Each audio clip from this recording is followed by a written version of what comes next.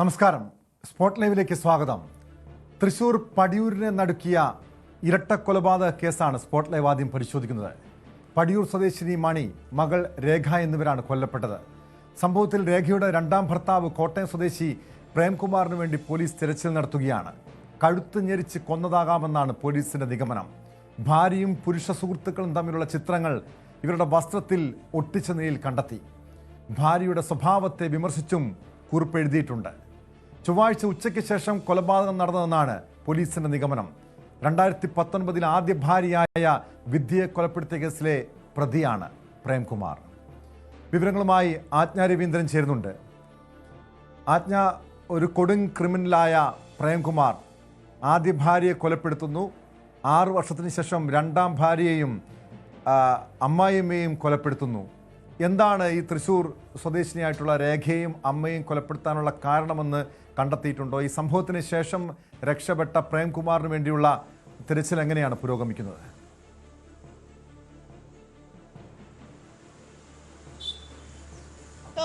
അറിഞ്ഞ വിവരം അനുസരിച്ചിട്ട് ഭാര്യയുടെ മൃതദേഹത്തിൽ അവരുടെ പുരുഷ സുഹൃത്തുക്കളോടൊപ്പമുള്ള ചിത്രം ഒട്ടിച്ചു വെച്ചിരുന്നു എന്നായിരുന്നു മനസ്സിലാക്കാൻ കഴിയുന്നത്. അതായത് ഭാര്യയെ ഇയാൾ സംശയിച്ചിരുന്നു എന്നുള്ളൊരു കാരണം കൂടിയുണ്ട്. പക്ഷേ ഈ പ്രേംകുമാറിൻ്റെ ഹിസ്റ്ററി പരിശോധിക്കുമ്പോൾ തന്നെ അയാൾ നേരത്തെ ആദ്യം ഒരു കല്യാണം കഴിച്ചിരുന്നത് വിദ്യ എന്നാണ് അവരുടെ പേര്. അവരെ ഒഴിവാക്കാനുണ്ടായ സാഹചര്യം, അവരെ കൊലപ്പെടുത്തിയ ശേഷം ജയിലിൽ പോയ ശേഷം ജാമ്യത്തിലിറങ്ങിയാണ് ഈ രണ്ടാമത്തെ വിവാഹം കഴിച്ചത്. രണ്ടാമത്തെ വിവാഹം കഴിച്ച രേഖ എന്ന് പറയുന്ന സ്ത്രീയാണ്. ഈ രണ്ടുപേരെയും കൊലപ്പെടുത്തിയ സാഹചര്യമാണുള്ളത്. അതേസമയം വിദ്യ എന്ന് പറയുന്ന സ്ത്രീയെ കൊലപ്പെടുത്താണ്ടായ സാഹചര്യമായി പറയുന്നത് നേരത്തെ തന്നെ ആ കേസ് നിലനിൽക്കുന്നതുമാണ്. അതായത് ഇവർ സ്കൂളിൽ പൂർവ്വ വിദ്യാർത്ഥി സംഗമം വയ്ക്ക് മുൻപ് ഒപ്പം ഉണ്ടായിരുന്ന സ്ത്രീയോടൊപ്പം കഴിയാൻ വേണ്ടി, സുനിത എന്ന് പറയുന്ന സ്ത്രീയോടൊപ്പം കഴിയാൻ വേണ്ടിയിട്ടാണ് ഈ പ്രേംകുമാർ ഈ ആദ്യ ഭാര്യയെ കൊലപ്പെടുത്തുന്ന സാഹചര്യം ഉണ്ടായത്. തുടർന്നാണ് ഇപ്പോൾ രണ്ടാമത്തെ ഭാര്യയെയും അവരുടെ അമ്മയെയും കൊലപ്പെടുത്തുന്ന സാഹചര്യം. പോലീസ് പ്രേംകുമാറിന്റെ ഫോട്ടോ ചെയ്തിട്ട് പ്രചരിപ്പിച്ചിട്ട് പ്രേംകുമാറിന് വേണ്ടിയുള്ള അന്വേഷണം ഊർജിതമാക്കിയിട്ടുണ്ട്. അയാൾ അതിനു മുൻപ് അവിടെ എത്തിപ്പോയതിനുള്ള തെളിവുകൾ ലഭിച്ചിട്ടുണ്ട്. എന്തായാലും ഈ 2 ദിവസത്തോളം മൃതദേഹം കിടന്ന ശേഷം ദുർഗന്ധം വമിക്കുന്ന സാഹചര്യത്തിലാണ് ഈ രണ്ടുപേരും മരിച്ചുവെന്ന് കണ്ടെത്താനായത്. എന്തായാലും പ്രേംകുമാർ കൊടും ക്രിമിനലാണ് എന്ന് വ്യക്തമാക്കുന്ന വിവരങ്ങളാണ് പുറത്തു വരുന്നത്. നേരത്തെ ഇരട്ട കൊലപാതകമാണ്, 2 ഭാര്യമാരെയും അയാൾ കൊലപ്പെടുത്തി എന്നുള്ളതാണ്. അത് എൻ്റെ സാഹചര്യങ്ങൾ കൂടി വെളിപ്പെടുത്തുമ്പോൾ ഇപ്പോൾ രേഖയുടെ കാര്യത്തിൽ ഭാര്യയെ സംശയിച്ചിരുന്നു, അല്ലെങ്കിൽ ഭാര്യയുടെ ആൺസുഹൃത്തുക്കളെ ചേർത്ത് ഭാര്യയോട് സംശയമുണ്ടായിരുന്നു.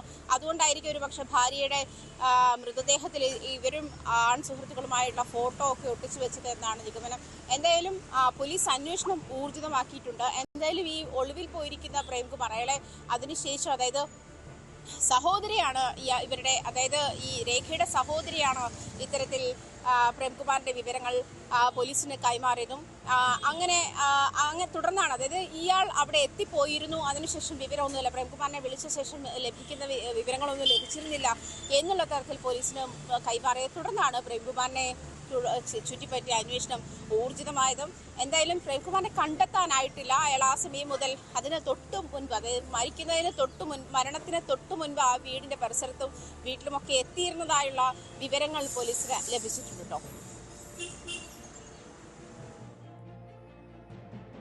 തീർച്ചയായും ആജ്ഞ സൂചിപ്പിച്ചതുപോലെ ഈ പ്രേംകുമാർ ഒരു കൊടും ക്രിമിനലാണ്. ആദ്യ ഭാര്യയെ 2019 കൊലപ്പെടുത്തിയ കേസിലെ പ്രതിയാണ്. ഈ സംഭവത്തെക്കുറിച്ചൊന്നും, ഇയാളൊരു ക്രിമിനലാണെന്നും മുൻ ഭാര്യയെ കൊലപ്പെടുത്തിയ കേസിലെ പ്രതിയാണെന്നൊന്നും ഈ രേഖയ്ക്ക് അറിവുണ്ടായിരുന്നില്ല, അല്ലെങ്കിൽ ഇവരുടെ കുടുംബാംഗങ്ങൾക്ക് അറിവുണ്ടായിരുന്നില്ലേ? ഈ രണ്ടുപേരുടെയും, രേഖയുടെയും പ്രേംകുമാറിൻ്റെയും പശ്ചാത്തലം പരിശോധിക്കുമ്പോൾ പോലീസിന് എന്താണ് മനസ്സിലാക്കാൻ കഴിഞ്ഞത്?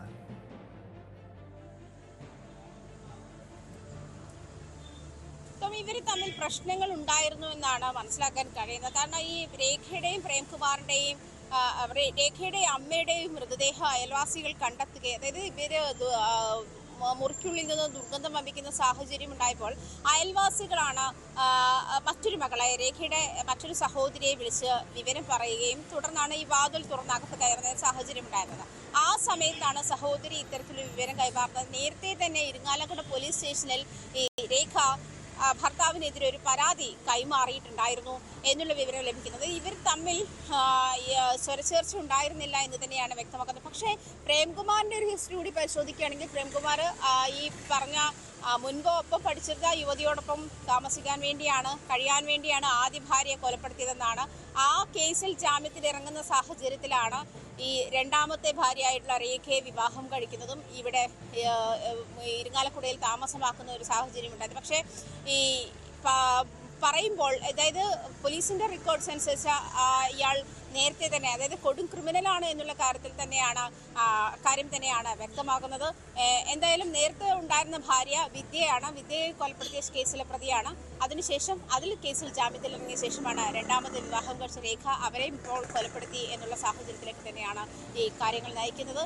പ്രേംകുമാർ തന്നെയാണ് കൊലപാതകം നടത്തിയെന്നുള്ള കാര്യത്തിൽ പോലീസിന് വ്യക്തതയുണ്ട്. അതിനുശേഷം അതായത് പ്രേംകുമാറിനെ കണ്ടെത്താനുള്ള അന്വേഷണത്തിലാണ് പോലീസ് ഇപ്പോൾ. ഈ രേഖയുടെ അമ്മയെയും രേഖയും കൊല്ലപ്പെട്ട നിലയിലാണ് കണ്ടെത്തിയത്. തുടർന്ന് തീർച്ചയായും ഇതിനു മുൻപ് ഇയാൾ കൊലപാതകം നടത്തിയപ്പോൾ അന്ന് സിനിമാ സ്റ്റൈലിൽ തെളിവ് നശിപ്പിച്ചതാണ്. ആദ്യ ഭാര്യ വിദ്യയുടെ ഫോൺ വിദഗ്ധമായി നശിപ്പിക്കുന്നു. അങ്ങനെ തെളിവ് നശിപ്പിക്കാനൊക്കെ അതിവിദഗ്ധനാണ്. ആ സംഭവത്തിന് ശേഷം ആദ്യ ഭാര്യയുടെ കൊലപാതകത്തിന് ശേഷം പലയിടത്തും ഇയാൾ ഒളിവിൽ താമസിച്ചിരുന്നു.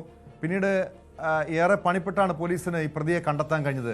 ഈ സമാനമായ രീതിയിൽ തന്നെ ഇവിടെയും പ്രതി ഇരട്ടക്കൊലപാതകം നടത്തി മുങ്ങിയിരിക്കുന്നു. ചില CCTV ദൃശ്യങ്ങൾ പോലീസിന് കണ്ടെത്താൻ കഴിഞ്ഞിട്ടുണ്ട്. അതിനപ്പുറം പ്രതി നാടുവിടാനുള്ള ഒരു സാധ്യത പോലീസ് കാണുന്നുണ്ടോ? എങ്ങനെയാണ് ഈ പ്രേംകുമാറിന് വേണ്ടിയുള്ള തിരച്ചിൽ ഇപ്പോൾ നടക്കുന്നത്?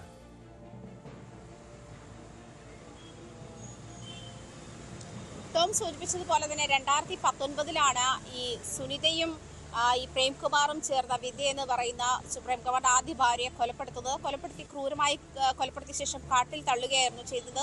അത് ഉദയം പേരൂർ വിദ്യാ കൊലപാതക കേസ് എന്നുള്ള പേരിൽ തന്നെ ആ കേസ് കുപ്രസിദ്ധവുമാണ്. ആ കേസിന്റെ തുടർ അന്വേഷണത്തിന്റെ ഭാഗമായാണ് വിദ്യയുടെ ഫോൺ ഇതുപോലെ ട്രെയിനിൽ കുപ്പത്തൊട്ടിയിൽ ഉപേക്ഷിക്കുന്ന സാഹചര്യം ഉണ്ടായത്. എന്തായാലും അത് പോലീസിന് ട്രാക്ക് ചെയ്യാനായിരുന്നു. അത് ഈ സുനിതയും പ്രേംകുമാറും ഒരു റീയൂണിയന് ശേഷം അതായത് പൂർവ്വ വിദ്യാർത്ഥി സംഗമത്തിന് ശേഷം അടുപ്പത്തിലാവുകയും ഇവർ ഹൈദരാബാദിലായിരുന്നു. ഹൈദരാബാദിൽ നിന്നും ഈ പ്രേംകുമാറിന് വേണ്ടി അല്ലെങ്കിൽ പ്രേംകുമാറിനൊപ്പം ജീവിക്കാൻ വേണ്ടി അവർ തിരുവനന്തപുരത്തേക്ക് മാറുകയും ചെയ്തു. ഇയാൾക്ക് പേയാടർ ഓഫീസ് ഉണ്ടായിരുന്നു. ഈ ഓഫീസിൽ തുടർന്നായിരുന്നു പിന്നീട് ഇവരുടെ ബന്ധം കൂടുതൽ വളർന്നത്. അങ്ങനെയായിരുന്നു. അതിനുശേഷമാണ് വിദ്യ ഒഴിവാക്കണം എന്നുള്ള ഒരു സാഹചര്യത്തിലേക്ക് വരുന്നത്. എന്തായാലും വിദ്യ ഒഴിവാക്കുന്ന ഒരു സാഹചര്യത്തിൽ വന്നപ്പോൾ തന്നെയാണ് ഇത് സുനിത ബേബി എന്ന് പറയുന്ന കാമുകിക്ക് വേണ്ടിയാണ് എന്നുള്ള കാര്യത്തിൽ വ്യക്തത പിന്നീടാണ് പോലീസിന് മനസ്സിലാക്കുന്നത്. ആ കൊലപാതകത്തിന് ശേഷം അതിൽ ജാമ്യത്തിലിറങ്ങിയ ശേഷമാണ് ഇപ്പോൾ വീണ്ടും ഈ കൊലപാതകം നടത്തിയിട്ടുള്ളത്.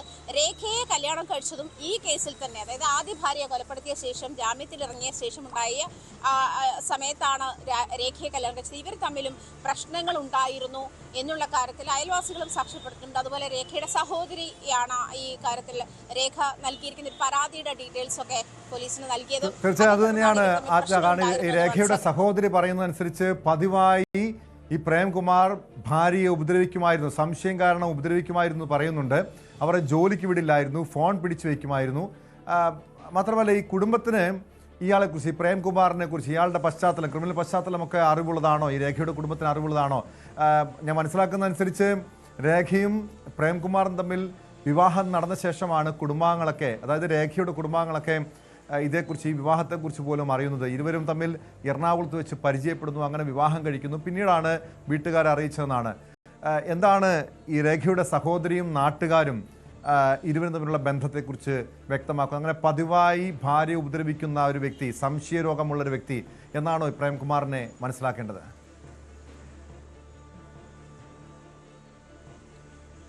അങ്ങനെ പതിവായി ഭാര്യ ഉപദ്രവിക്കുന്ന ഒരു വ്യക്തി എന്നുള്ള നിലയിലുള്ള പരാതിയാണ് ഇരിങ്ങാലക്കുട പോലീസ് സ്റ്റേഷനിലുള്ളത്, വനിതാ പോലീസ് സ്റ്റേഷനിലുള്ളത്.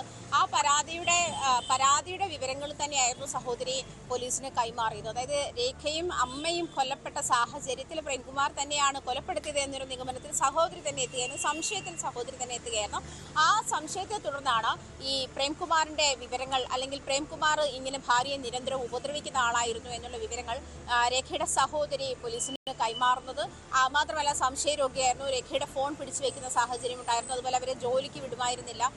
രേഖയുടെ മൃതദേഹത്തിൽ തന്നെ ഈ സുഹൃത്തുക്കളോടൊപ്പമുള്ള രേഖയുടെ ചിത്രം ഒട്ടിച്ചു വെച്ചിരുന്നു എന്നുള്ളത് തന്നെ പ്രേംകുമാർ ആണ് എന്നുള്ള പ്രാഥമിക നിഗമനത്തിലാണ് പോലീസ്. കാരണം ഈ സംശയരോഗം ഉണ്ടായിരുന്ന ആളാണ്. ഈ സംശയത്തിന്റെ പേരിൽ തന്നെയാണ് ഭാര്യയെ നിരന്തരം ഉപദ്രവിച്ചുകൊണ്ടിരുന്നതും എന്നുള്ള കാര്യത്തിൽ വ്യക്തതയുണ്ട്. അതിന്റെ പേരിലുള്ള പരാതിയുമാണ് നിലവിലുള്ളത്. അതേസമയം രേഖയും ഇദ്ദേഹവും ഈ പ്രേംകുമാറും തമ്മിൽ വിവാഹിതരായ പശ്ചാത്തലം കൂടി പരിശോധിക്കുകയാണെങ്കിൽ ഈ ആദ്യ വിവാഹം കഴിച്ച് വിദ്യയെ കൊലപ്പെടുത്തി, അതിനുശേഷം വിദ്യയെ കൊലപ്പെടുത്തുന്നത് തന്നെ നേരത്തെ സൂചിപ്പിച്ചല്ലോ, ഈ ഒപ്പം പഠിച്ചിരുന്ന സുഹൃത്തിൻ്റെ ഒപ്പം കഴിയാൻ വേണ്ടിയായിരുന്നു ഇവർ രണ്ടുപേരും കൂടി ചേർന്നത്. സുനിത ബേബിയും ഈ പ്രേംകുമാറും കൂടി ചേർന്നാണ് വിദ്യയെ കൊലപ്പെടുത്തി കാട്ടിൽ ഉപേക്ഷിച്ചത്. അതിനുശേഷം അതിന് ജാമ്യത്തിലിറങ്ങിയ അതിന് ശിക്ഷാവിധിയുടെ കാലാവധിയിൽ ജാമ്യത്തിലിറങ്ങുകയും ആ സമയത്ത് രേഖയെ കണ്ടുമുട്ടുകയും രേഖ വീട്ടിലറിയാതെയാണ് കല്യാണം കഴിച്ചതും. ഈ ടോം പറഞ്ഞതുപോലെ പ്രേംകുമാറിന്റെ പശ്ചാത്തലം എന്താണ് എന്ന് അന്വേഷിക്കാതെ ആയിരിക്കണം രേഖ ഒരുപക്ഷെ ഇങ്ങനെ ഒരു വിവാഹത്തിലേക്ക് പോയിട്ടുണ്ടാവുക എന്നുള്ള കാര്യമാണ് വ്യക്തമായി വരുന്നത്. തുടർന്നാണ് വീട്ടുകാരൊക്കെ എത്തിയതും. അപ്പൊ അമ്മ ഒപ്പം രേഖയുടെ ഒപ്പം ഉണ്ടായിരുന്നു എന്നുള്ള കാര്യത്തിൽ വ്യക്തതയുണ്ടല്ലോ. അമ്മയെ കൂടിയാണ് കൊലപ്പെടുത്തിയിട്ടുള്ളത്. അപ്പോൾ കുടുംബാംഗങ്ങളെ അറിയിക്കാതെ നടത്തിയൊരു വിവാഹമായിരുന്നു. പിന്നീടാണ് കുടുംബാംഗങ്ങൾ പോലും ഇങ്ങനെ രേഖയും ഈ പ്രേംകുമാറും തമ്മിൽ വിവാഹിതരായി എന്നുള്ള വിവരങ്ങൾ പോലും അറിയുന്നത് തന്നെ. അതിനുശേഷം അതായത് ഈ പശ്ചാത്തലം ആജ്ഞ രവീന്ദ്രനാണ് വിവരങ്ങൾ നൽകിയത്. തൃശൂർ പടിയൂരിലെ ഇരട്ടക്കൊലപാതക കേസിൽ ചില നിർണായകമായ വിവരങ്ങൾ അന്വേഷണ സംഘത്തിൽ ലഭിച്ചിട്ടുണ്ട്. പ്രതിയുടെ CCTV ദൃശ്യങ്ങൾ ലഭിച്ചിട്ടുണ്ട്.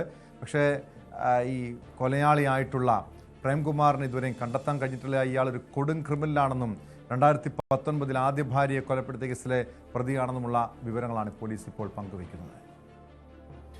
മഞ്ഞുമ്മൽ ബോയ്സ് സാമ്പത്തിക തട്ടിപ്പ് കേസിൽ നടൻ സൗബിൻ ഷാഹിറിന് നോട്ടീസ് നൽകി മരട് പോലീസ്. 14 ദിവസത്തിനകം അന്വേഷണ സംഘത്തിന് മുന്നിൽ ഹാജരാകണമെന്നാണ് ആവശ്യം. സഹനിർമ്മാതാക്കളായ ബാബു ഷാഹിറിനും ഷോൺ ആന്റണിക്കും നോട്ടീസ് നൽകി.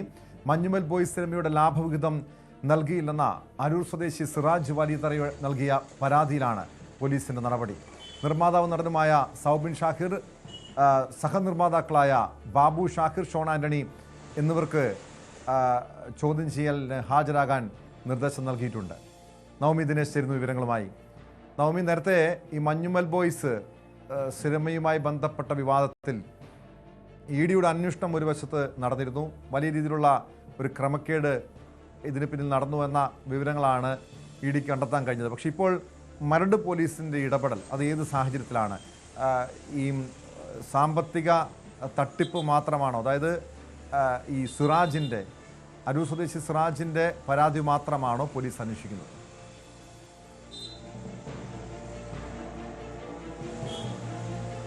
ഹൈക്കോടതി ഈ സൗബിൻ ഷാഹിറും മറ്റ് 2 നിർമ്മാതാക്കളും ഈ കേസ് റദ്ദാക്കണമെന്നാവശ്യപ്പെട്ടുകൊണ്ട് ഒരു ഹർജി നൽകിയിരുന്നു.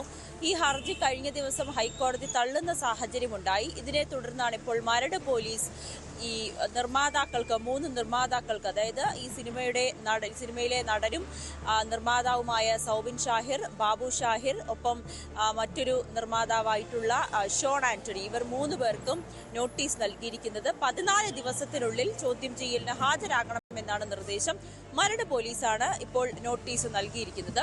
ഈ സിറാജ് പറയുന്നത് പ്രകാരം 7 കോടി രൂപയാണ് പലപ്പോഴായി ഈ സിനിമയ്ക്ക് വേണ്ടി ഇയാൾ മുടക്കിയത്.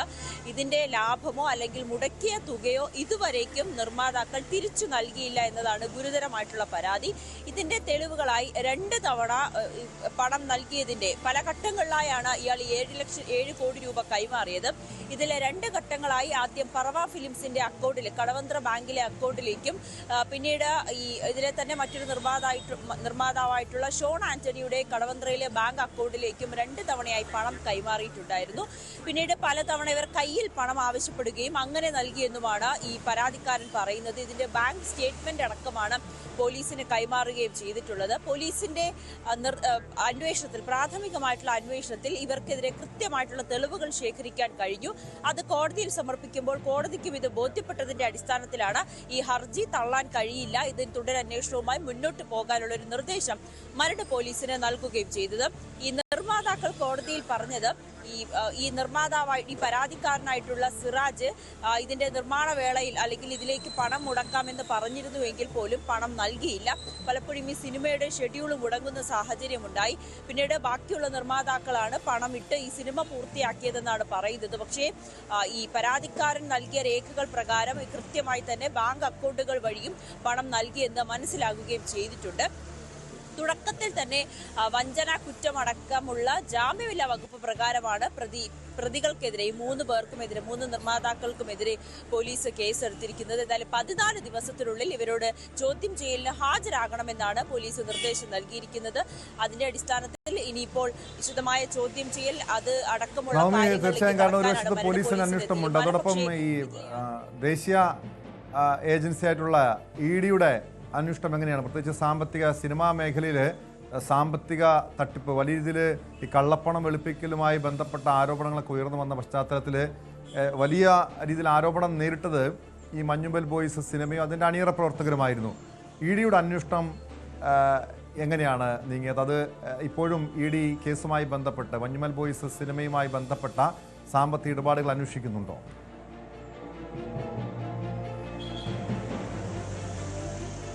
200 കോടി രൂപ ഈ സിനിമ കളക്ട് ചെയ്തു എന്നാണ് ഇതിന്റെ അണിയറ പ്രവർത്തകർ പുറത്തുവിട്ട റിപ്പോർട്ട്. അതും വളരെ ചുരുങ്ങിയ കാലം കൊണ്ട് തന്നെ കേരളത്തിലും തമിഴ്നാട്ടിലുമായാണ് 200 കോടി രൂപ കളക്ട് ചെയ്തതെന്നാണ് നിർമ്മാതാക്കൾ വ്യക്തമാക്കിയത്. പക്ഷേ ഇതിൽ ഇഡിക്കൊരു സംശയം തോന്നുകയും ഇഡി അന്വേഷണത്തിൽ തമിഴ്നാട്ടിലടക്കം പലപ്പോഴും ഈ പറയുന്ന ഈ നിർമ്മാതാക്കൾ പുറത്തുവിട്ട കണക്ക് പ്രകാരമുള്ള ഒരു കളക്ഷൻ തമിഴ്നാട്ടിലടക്കം ലഭിച്ചിട്ടില്ല എന്ന് വ്യക്തമാക്കുകയും ചെയ്തു. അതോടൊപ്പം തന്നെ ആളുകളില്ലാതെ പോലും പല തിയേറ്ററുകളിൽ സിനിമ പ്രദർശിപ്പിക്കുന്ന സാഹചര്യം ഉണ്ടായെന്നും ഇഡി കണ്ടെത്തുന്ന ഒരു സാഹചര്യം ഉണ്ടായി. ഇതിന്റെ അടിസ്ഥാനത്തിലാണ് ഇതിൽ വലിയ രീതിയിൽ കള്ളപ്പണം വെളുപ്പിക്കലാണോ നടന്നതെന്നൊരു സംശയം കൂടി ഇഡിയുടെ ഭാഗത്തു നിന്നും ഉണ്ടായത്. അതിന്റെ അടിസ്ഥാനത്തിൽ സൗബിൻ ഷാഹിറിനെ ഒരു തവണ ചോദ്യം ചെയ്ത് വിട്ടയക്കുകയും ചെയ്തിരുന്നു. ഈ 3 നിർമ്മാതാക്കളെയും ചോദ്യം ചെയ്ത് വിട്ടയക്കുന്ന സാഹചര്യം ഉണ്ടായി. ഇവരോട് ചില രേഖകൾ ഹാജരാക്കാൻ ആവശ്യപ്പെടുകയും വരും ദിവസങ്ങളിൽ കൂടുതൽ ചോദ്യം ചെയ്യലുകൾ ഉണ്ടാകുമെന്നൊരു നിർദ്ദേശം കൂടിയായിരുന്നു ഇഡി അന്ന് നൽകിയത്. പക്ഷെ പിന്നീട് ഇവരെ ചോദ്യം ചെയ്യാൻ വിളിപ്പിക്കുകയും ഇഡിയുടേതായിട്ടുള്ള തുടർ നടപടികളൊന്നും തന്നെ കണ്ടില്ല. എന്നാലും അന്വേഷണ പരിധിയിൽ തന്നെയാണ് ഇഡിയുടെയും അന്വേഷണ പരിധിയിൽ തന്നെയാണ് ഈ വിഷയമുള്ളത്. ഇതിലൊരു കള്ളപ്പണ ഇടപാടുകൾ നടന്നിട്ടുണ്ട്. അല്ലാതെ 200 കോടി ഈ സിനിമ കളക്ട് ചെയ്യുന്നത് എങ്ങനെയെന്ന് ഇഡിക്ക് പോലും കണ്ടെത്താൻ കഴിഞ്ഞിട്ടില്ല. കാരണം പല തിയേറ്ററുകളിലും ആളില്ലാതെ സിനിമ പ്രദർശിപ്പിക്കുന്ന സാഹചര്യം കൂടി ഉണ്ട് എന്ന് ഇഡി കണ്ടെത്തിയിരിക്കുന്നു. എന്തായാലും ഇഡിയുടെ അന്വേഷണം ഒരു ഭാഗത്തോടെ നടക്കുമ്പോഴാണ് ഇപ്പോൾ നിർമ്മാതാക്കളെ ചോദ്യം ചെയ്യാൻ മരട് പോലീസ് വിളിച്ചു വരുത്തിയിരിക്കുന്നത്. വ്യക്തമാണ്. കൊച്ചിയിൽ നിന്ന് നവമി ദിനേശാണ് വിവരങ്ങൾ നൽകിയത്. മഞ്ഞുമൽ ബോയ്സിന്റെ നിർമ്മാതാക്കളെയാണ് ചോദ്യം ചെയ്യലിനായി മരട് പോലീസ് വിളിപ്പിച്ചിരുന്നത്. രാജ്ഭവനിൽ സർക്കാർ പരിപാടി നടത്തണമെങ്കിൽ ഭാരതമാതാവിന്റെ ചിത്രത്തിന് മുന്നിൽ പുഷ്പാർച്ചന നിർബന്ധമെന്ന ഗവർണറുടെ നിബന്ധന തള്ളി സംസ്ഥാന സർക്കാർ. കൃഷിവകുപ്പിന്റെ പരിസ്ഥിതി ദിനാഘോഷം രാജ്ഭവനിൽ നിന്ന് മാറ്റിയ സർക്കാർ ഗവർണറെയും ഒഴിവാക്കി. RSSകാർ ഉപയോഗിക്കുന്ന ചിത്രത്തിന് മുന്നിൽ പുഷ്പാർച്ചന നടത്താനുള്ള നിർദ്ദേശം ഭരണഘടനാ വിരുദ്ധമെന്നാണ് മന്ത്രി പി പ്രസാദ് പ്രതികരിച്ചത്. പക്ഷേ നമുക്ക് നേരത്തെ തന്നെ പരിപാടിയെക്കുറിച്ച് സാധാരണഗതിയിൽ ചെയ്യുന്നത് പോലെ തന്നെ രാജ്ഭവനിലേക്ക് പരിപാടിയുടെ അറിയിപ്പുകൾ ചെന്നു കഴിഞ്ഞാൽ അതിനനുസരിച്ച് പ്രോഗ്രാം നിശ്ചയിക്കാറുണ്ട്. അങ്ങനെ പ്രോഗ്രാം നിശ്ചയിച്ച് നൽകി. ആ പ്രോഗ്രാമിൽ ഇന്നലെ വൈകുന്നേരം സന്ധ്യയ്ക്ക് ശേഷം പൊടുന്നനവേ ഒരു മാറ്റം വരുത്തിയുണ്ടായി. ആ മാറ്റം നമുക്ക് ഗവൺമെന്റിന്റെ പരിപാടിക്ക് ഉൾപ്പെടുത്താൻ പറ്റാത്ത തരത്തിലുള്ള ഒരു മാറ്റമാണ് അവിടെ ഉണ്ടായത്. അത് അംഗീകരിക്കാൻ സർക്കാരിന് പ്രയാസമാണെന്നുള്ളതുകൊണ്ട് ഞങ്ങൾ ആ പരിപാടി അവിടെ നിന്ന് മാറ്റുകയായിരുന്നു. അതിന്റെ അടിസ്ഥാനത്തിലാണ് ഇപ്പോൾ സെക്രട്ടേറിയറ്റിന്റെ ദർബാർ ഹാളിൽ സംസ്ഥാന കൃഷി വകുപ്പിന്റെ പരിസ്ഥിതി ദിന ആചരണത്തിന്റെ ഭാഗമായുള്ള പരിപാടി സംഘടിപ്പിക്കുകയും സെക്രട്ടേറിയറ്റ് വളപ്പിൽ ഫലവൃക്ഷ തൈകൾ നട്ടുകൊണ്ട് ആ പരിപാടി ഉദ്ഘാടനം ചെയ്യുകയും ചെയ്തിരിക്കുന്നത്. പരിസ്ഥിതി ദിനാഘോഷം രാജ്ഭവനിൽ നിന്ന് മാറ്റിയ വിവാദത്തിൽ രാജ്ഭവൻ അത്തരം നിബന്ധന വെക്കുന്നത് ശരിയല്ലെന്നായിരുന്നു പ്രതിപക്ഷ നേതാവ് VD സതീശന്റെ പ്രതികരണം. അല്ല, അത് അങ്ങനത്തെ നിബന്ധനകൾ രാജ്ഭവനിൽ നിന്ന് വയ്ക്കുന്നത് ശരിയല്ലല്ലോ. രാജ്ഭവൻ നേരത്തെ ഞാൻ പറഞ്ഞപ്പോൾ സർക്കാരും മിണ്ടാതിരുന്നു. രാജ്ഭവനിൽ RSS നേതാവ് ഗുരുമൂർത്തിയെ കൊണ്ടുവന്ന് ഓപ്പറേഷൻ സിന്ദൂറിനെ കുറിച്ച് പറയാൻ വേണ്ടിയിട്ടാണ് കൊണ്ടുവന്ന് മുൻ പ്രധാനമന്ത്രിമാരെ, ഈ രാജ്യം ആദരിക്കുന്ന മുൻ പ്രധാനമന്ത്രിമാരെ മുഴുവൻ അപമാനിച്ചും അധിക്ഷേപിച്ചും സംസാരിച്ചു. ഒരു RSS നേതാവിനെ കൊണ്ടുവന്നു. രാജ്ഭവൻ അത്തരം കാര്യങ്ങൾക്കുള്ള വേദി ആക്കരുത്, അതിശക്തിയായി ഞങ്ങൾ പ്രതിഷേധിച്ചു. ഈ പിണറായി വിജയൻ ചുണ്ടൊന്നനയ്ക്കോ? ഒരു പ്രശ്നമില്ല. ഈ CPM എന്തെങ്കിലും പറഞ്ഞോ? ഒരു കുഴപ്പമില്ല അവർക്ക്. രാജ്ഭവനിൽ എന്തോ ആവാം, മനസ്സിലായില്ലേ? അപ്പോൾ രാജ്ഭവൻ RSSന്റെ ആസ്ഥാനമാക്കി മാറ്റാൻ പാടില്ല. അതൊരു ഭരണഘടനാ സ്ഥാപനമാണ്. ഗവർണർ എന്ന് പറയുന്നത് ഹെഡ് ഓഫ് ദ സ്റ്റേറ്റ് ആണ്. അവിടെ നാട്ടിലെ RSSകാർ വന്ന് പ്രസംഗിച്ച് മുൻ പ്രധാനമന്ത്രിമാരെ അധിക്ഷേപിക്കാനുള്ള സ്ഥലമല്ല. ഓപ്പറേഷൻ സിന്ദൂരിനെ കൊണ്ട് സംസാരിക്കണമെങ്കിൽ ഡിഫൻസ് എക്സ്പെർട്ടുകളെ കൊണ്ട്, വിദേശകാര്യ വിദഗ്ധന്മാരെ കൊണ്ടുവന്ന് സംസാരിപ്പിക്കണം. അന്ന് ഞങ്ങൾ പറഞ്ഞപ്പോൾ മിണ്ടാതിരുന്ന ആളുകളാണ്. പേടിയാണ് ഇവർക്ക്. ഗവർണറെ കുറിച്ച് പറയാൻ പോലും പേടിയാണ്. അത് രാജ്ഭവൻ അത്തരം കാര്യങ്ങൾക്കുള്ള വേദിയാകാൻ പാടില്ല. രാജ്ഭവനിലെ പ്രോട്ടോകോൾ തീരുമാനിക്കാനുള്ള അവകാശം ഗവർണർക്കാണെന്നാണ് രാജ്ഭവന്റെ വിശദീകരണം. ഭാരത് മാതാവിന്റെ ചിത്രം സെൻട്രൽ ഹാളിൽ സ്ഥിരമായി ഉള്ളതാണെന്നും രാജ്ഭവൻ പറയുന്നു. സംസ്ഥാന സർക്കാരും രാജ്ഭവൻ തമ്മിലുള്ള ഏറ്റുമുട്ടലിനാണ് വിവാദം കളമൊരുക്കുന്നത്. വിവരങ്ങളുമായി BV അരുൺ ചേരുന്നുണ്ട് തിരുവനന്തപുരത്ത് നിന്ന്. അരുൺ, ആരിഫ് മുഹമ്മദ് ഖാൻ മാറി രാജേന്ദ്ര അർലേക്കർ ഗവർണറായി എത്തിയപ്പോൾ അതിനുശേഷം സംസ്ഥാന സർക്കാരും രാജ്ഭവനും തമ്മിൽ, അല്ലെങ്കിൽ ഗവർണറും തമ്മിൽ നല്ലൊരു സൗഹാർദ്ദ അന്തരീക്ഷമായിരുന്നു. മറ്റേ ഏറ്റുമുട്ടലില്ലായിരുന്നു. പ്രത്യേകിച്ചും മുഖ്യമന്ത്രിയുടെ പിറന്നാൾ ദിനത്തിൽ പോലും അദ്ദേഹത്തിൻ്റെ ഭവനത്തിൽ ചെന്ന് അദ്ദേഹത്തെ ആശംസ അർപ്പിക്കുന്ന ആ രീതിയിലൊക്കെ വളരെ നല്ല രീതിയിലൊരു അന്തരീക്ഷത്തിൽ, സൗഹാർദ്ദ അന്തരീക്ഷത്തിൽ പോയ ഈ പശ്ചാത്തലം. പക്ഷെ അതിൽ നിന്നും പിന്നെ വീണ്ടും ഒരു സംസ്ഥാന സർക്കാർ രാജ്ഭവൻ ഏറ്റുമുട്ടലിലേക്ക് കാര്യങ്ങൾ മാറുന്നു. എന്താണ് ഇതിൽ നിന്ന് മനസ്സിലാക്കേണ്ടത്?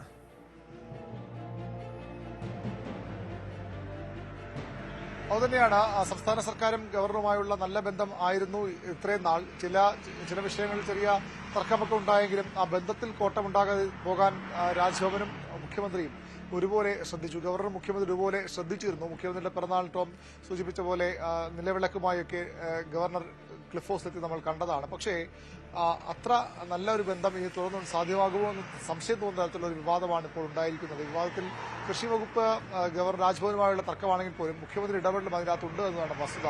ഇന്നലെ വൈകിട്ടാണ് ഈ നേരത്തെ തന്നെ ഗവർണറുടെ സമയം കൃഷി വകുപ്പ് ചോദിക്കുന്നു.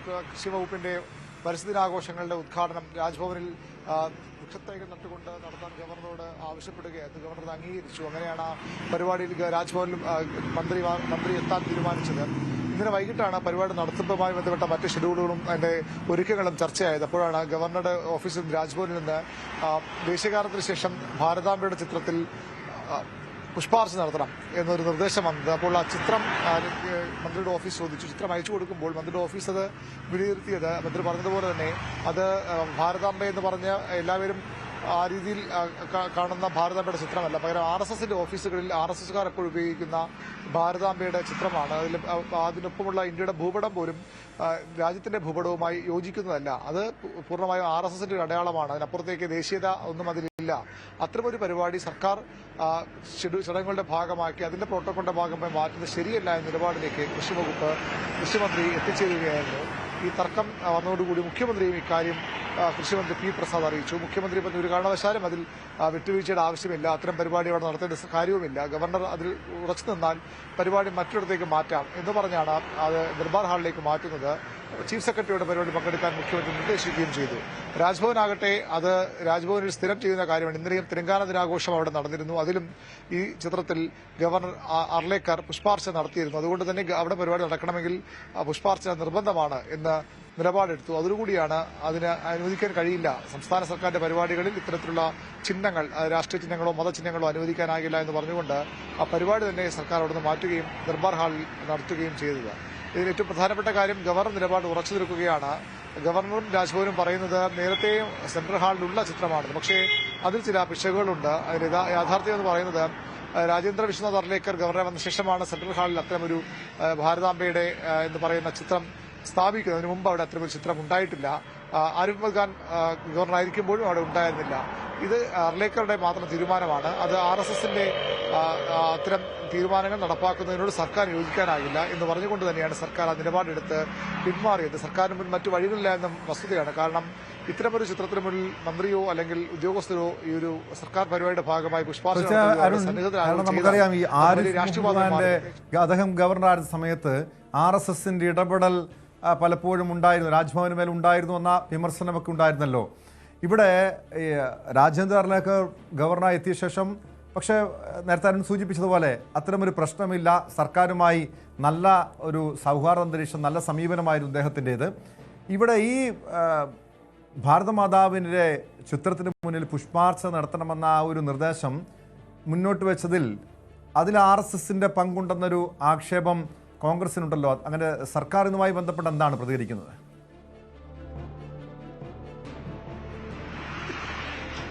സ്വാഭാവികമായും ഗവർണറുടെ രാഷ്ട്രീയ പശ്ചാത്തലം കൂടി, ഗവർണർ പദവി ഒരു ഭരണഘടനാ പദവിയാണ്, പക്ഷേ അദ്ദേഹത്തിന്റെ മുൻകാല പശ്ചാത്തലം കൂടി പരിശോധിക്കേണ്ടതുണ്ട്. അദ്ദേഹം തികഞ്ഞ ഒരു RSS അനുഭാവിയോ അല്ലെങ്കിൽ നേതാവോ ഒക്കെ ആയിരുന്ന ആളാണ്. ആ പശ്ചാത്തലത്തിൽ നിന്ന് ഗവർണർ പദവിയിലേക്ക് എത്തിയ ആളാണ്. ആ ഗവർണർ പദവിയിൽ അദ്ദേഹം രാഷ്ട്രീയ നിലപാടുകൾ സ്വീകരിക്കുന്നുണ്ടെന്നുള്ള ഏറ്റവും പ്രധാനപ്പെട്ട കാര്യം. ഇതുവരെ സംസ്ഥാന സർക്കാർ അത്ര ഒരു പരാതിയില്ല. ഗവർണർ സ്ഥാനത്ത് ഇരുന്നുകൊണ്ട് അദ്ദേഹം ആ നടപടികൾ സ്വീകരിച്ച സർക്കാർ പരാതിപ്പെട്ടിട്ടുമില്ല. ആകെ ഒരു അപവാദം അതിനുള്ളത് ഈ ഗുരുമൂർത്തി എന്ന RSS സൈദ്ധാന്തികനെ കൊണ്ടുവന്ന് രാജ്ഭവനിൽ കഴിഞ്ഞ 2 ആഴ്ച മുമ്പ് പ്രഭാഷണം നടത്തിയതാണ്. അതിൽ പ്രതിപക്ഷം വലിയ വിമർശനം ഉന്നയിച്ചതിന് പിന്നാലെ മുഖ്യമന്ത്രിയും ഗവർണർ നടപടി ശരിയായില്ല, ഗവർണറുടെ ഭാഗത്ത് ഉണ്ടാകാൻ പാടില്ലായിരുന്ന വിമർശനം ഉന്നയിച്ചതിന് അപ്പുറത്തേക്ക് കാര്യമായി ഗവർണർ ആ രീതിയിൽ ആരിഫ് നൽകാൻ ഇടപെടുന്നത് പോലെ ഏതെങ്കിലും കേന്ദ്ര തീരുമാനം അനുസരിക്കാനുള്ള അത്ര നിർബന്ധമോ അല്ലെങ്കിൽ സംസ്ഥാന സർക്കാരിലേക്ക് നിർബന്ധിക്കുകയും ചെയ്ത ഇതുവരെയും വിവരങ്ങൾ പുറത്തു വന്നിട്ടുമില്ല. പക്ഷെ ഇപ്പോൾ അത്ര നല്ല രീതിയിൽ കാര്യങ്ങൾ മുന്നോട്ട് പോകില്ല എന്ന സൂചന ഇതിനെ കാണണം. ഇത് മാത്രമല്ല, സർവകലാശാല ഭേദഗതി ബിൽ ഇപ്പോൾ ഗവർണറുടെ പരിഗണനയിലാണ്. സർക്കാർ അത് പാസാക്കിയ 2 മാസത്തോളമാകുന്നു. ഇതുവരെ ഗവർണർ തീരുമാനമെടുത്തിട്ടില്ല. സാധാരണഗതിയിൽ ഗവർണർക്ക് ബില്ലിൽ ഒപ്പിടാൻ താല്പര്യമില്ലെങ്കിൽ അദ്ദേഹം തിരിച്ച് അയക്കേണ്ടതാണ്. ആ തിരിച്ച് അയച്ചിട്ടുമില്ല. അവിടെ രാജ്ഭവനിൽ ലഭിക്കുന്ന സൂചന അനുസരിച്ച് ഇതിൽ ഗവർണർ എടുക്കാൻ പോകുന്നത് രാഷ്ട്രപതിക്ക് ബില്ല് അയക്കാനുള്ള സാധ്യതയാണ് കാണുന്നത്. അവിടെ ഗവർണർ അധികാരത്തെ വെട്ടിച്ചുരുക്കുന്ന തരത്തിലൊരു ഭേദഗതികൾ പലതും ആ ബില്ലിലുണ്ട്. അതുകൊണ്ട് തന്നെ ഗവർണർ ബില്ല് രാഷ്ട്രപതിക്ക് അയച്ചേക്കാം. അങ്ങനെയെങ്കിൽ വീണ്ടും ആ സർക്കാരും ഗവർണറുമായുള്ള പോര് ഒന്നുകൂടി മൂർച്ഛിക്കും. അതിനുള്ള പ്രധാനപ്പെട്ട ഒരു വെടിമരുന്നായി വഴിയായി ഈ ഇന്നത്തെ വിവാദവും മാറാൻ തന്നെയാണ് സാധ്യത.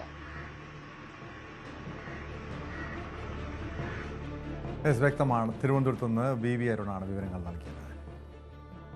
വൈദിക സമിതി യോഗത്തെ ചൊല്ലി എറണാകുളം അങ്കമാലി അതിരൂപത ആസ്ഥാനത്ത് സംഘർഷം. Major archbishop Mar Raphael Thattil വിളിച്ചു ചേർത്ത യോഗത്തിനെത്തിയ ചില വൈദികരെ ഒരു വിഭാഗം വിശ്വാസികൾ തടഞ്ഞു. സഭാ നടപടികൾ നേരിടുന്ന വൈദികരെ യോഗത്തിൽ പങ്കെടുപ്പിക്കുന്നതിനെതിരെയായിരുന്നു പ്രതിഷേധം.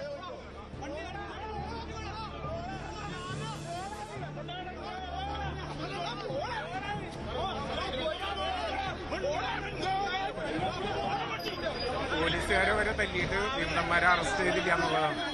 ഞങ്ങള് സമാധാനപരമായിട്ട് നിന്നിട്ട് ഞങ്ങളെ ഇവരെ അറസ്റ്റ് ചെയ്യാൻ നോക്കാം. വാരിയല് വരെ ഒടിച്ചിട്ട് ആർക്കും ഒരു പ്രശ്നം വന്നിട്ടില്ല.